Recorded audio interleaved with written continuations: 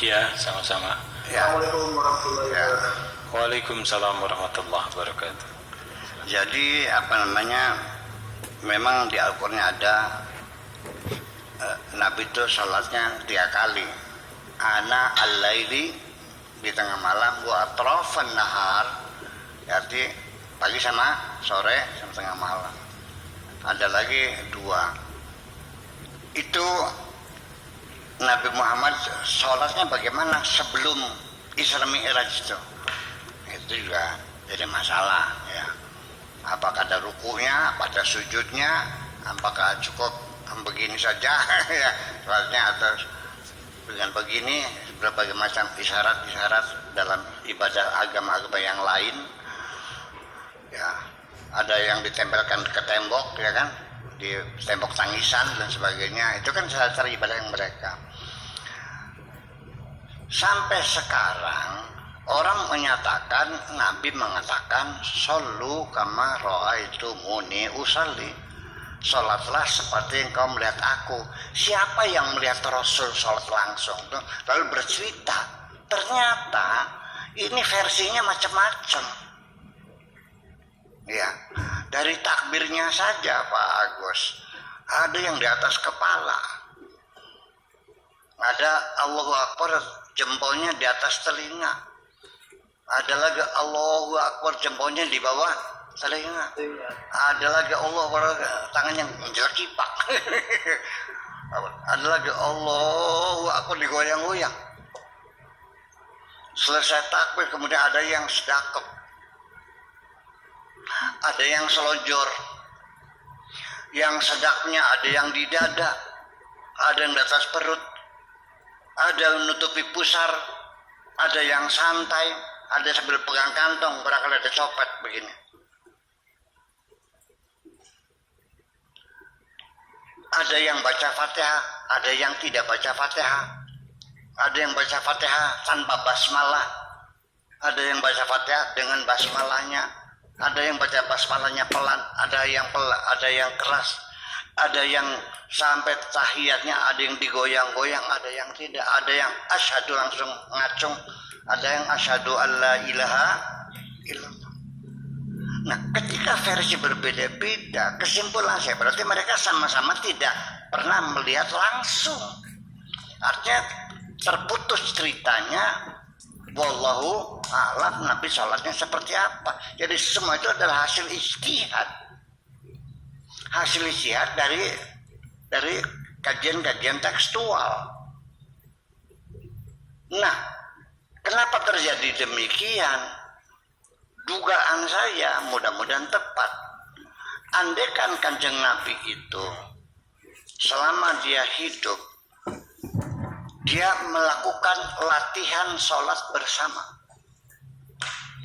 atau juga melakukan penyeragaman sholat seperti paskibra ya, dilatih paskibra dari mulai balik kanan, gerak, hormat bendera, sampai di ini pasar di atas pelipis di sini ya, atas hormat. Bagaimana dia membuka itu, dia latih langkah per langkah, pasti akan seragam karena ada latihan bersama, ada penyeragaman. Al-Quran saja bisanya seragam karena naskah aslinya dibakar semua oleh Sayyidina Utsman kan, harus ini Mushaf Utsmani. Nah, ternyata sholat pun tidak seragam karena Nabi tidak melakukan diklat, penataran, latihan bersama dan penyeragaman. Ya, kenapa demikian? Saya tidak menyalahkan Kanjeng Nabi, malah saya acungkan jempol menjadi Nabi. Nabi ini cerdas banget ini. Andaikan sholat itu diseragamkan, tentu kita akan menghadapi kesulitan. Mungkin ada sholat yang mudah dilakukan di suatu tempat akan sulit di tempat yang lain.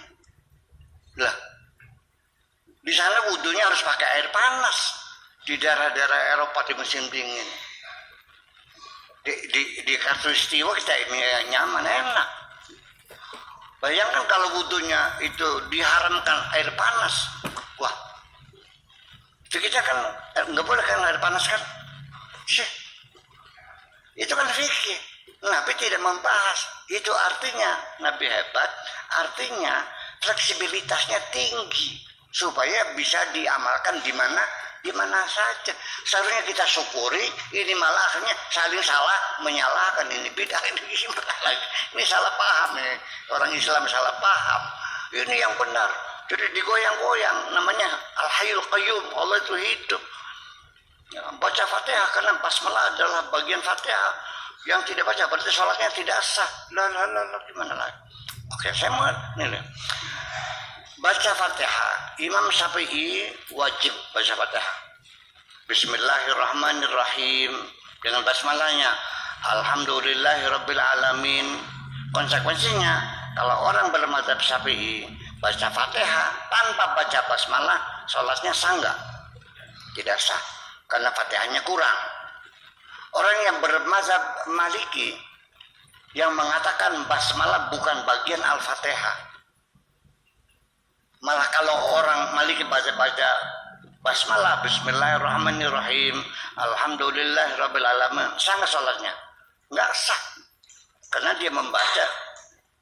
dia membaca basmalah yang bukan bagian Fatihah. Jadi tidak boleh ditambah, tidak boleh dikurangi. Ini geger sampai sekarang, orang bertengkar, orang berebut sampai masjidnya dipisah-pisah, sholatnya berjamaahnya dibeda-bedain, ya kan?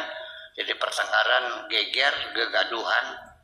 Akan tetapi saya mau nanya nih, begitu imam waladdallin,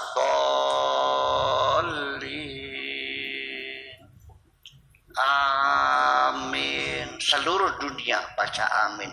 Saya mau nanya, amin bagian Fatihah bukan? Ternyata kan persoalannya